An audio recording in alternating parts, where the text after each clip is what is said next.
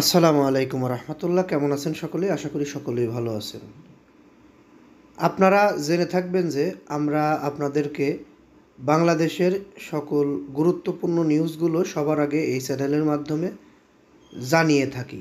ঠিক তারই ধারাবাহিকতায় সামনে দুর্গাপূজা উপলক্ষে ছুটি বিষয়ে একটি নিউজ পেয়েছি, যেটি আসলে বাংলাদেশের সরকারি বেসরকারি সকল চাকরিজীবীদের জন্য এবং চাকরিজীবীর ফ্যামিলির লোকজনদের জন্য অতীব গুরুত্বপূর্ণ। কারণ আমরা জানি ঈদ, পূজা এইসব ছুটিতে অনেকেই বা যারা চাকরিজীবী তারা সবাই বাড়িতে গিয়ে ফ্যামিলির সঙ্গে ঈদ বা পূজার সময়টুকু কাটাতে চায়। ঠিক তারই ধারাবাহিকতায় ঈদে আমরা দেখেছি অনেক বড় একটি ছুটি সরকার দিয়েছে। ঠিক তেমনই এবারের দুর্গাপূজায়ও একটি বড় ছুটি পেতে যাচ্ছে চাকরিজীবীরা। এই বিষয়টি আমি আপনাদেরকে বিস্তারিত জানাবো। দুর্গাপূজার ছুটি হচ্ছে এবার 4 দিন, যা বিগত কোনো সময় আমরা দেখিনি। বর্তমান অন্তর্বর্তীকালীন সরকারের আসার পরে থেকে আমরা বিভিন্ন ঈদ, পূজা বা উৎসবগুলোতে যে পরিমাণ ছুটি দেখতে পাচ্ছি, তারই ধারাবাহিকতায় এবার পূজার ছুটিটিও ঠিক তেমনই দেখতে পাচ্ছি। এখনও এই ছুটিটা বাড়ার সম্ভাবনা থাকতে পারে, আরও 4 থেকে 5 বা 6 দিন হতে পারে বা 4 থেকে 5 দিন হতে পারে, কিন্তু ছুটি কমার কোনো সম্ভাবনা নাই। সে বিষয়টি আমি আপনাদেরকে জানিয়ে দেওয়ার চেষ্টা করব। এতক্ষণও যারা নিউজটি শুনলেন তাদেরকে বলবো আমাদের এই নিউজে একটি লাইক দিয়ে দিবেন। বিশেষ করে পরবর্তীতে আমাদের চ্যানেল থেকে এরকম গুরুত্বপূর্ণ নিউজ পেতে চ্যানেলটি সাবস্ক্রাইব করে বেল বাটন অন করে রাখবেন। শারদীয়া দুর্গা উৎসব উপলক্ষে সরকারি চাকরিজীবীরা এবছর টানা 4 দিনের ছুটি উপভোগ করবেন।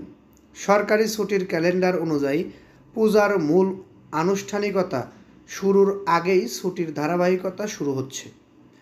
আগামী 1 অক্টোবর বুধবার মহানবমী উপলক্ষে নির্বাহী আদেশে ছুটি ঘোষণা করা হয়েছে।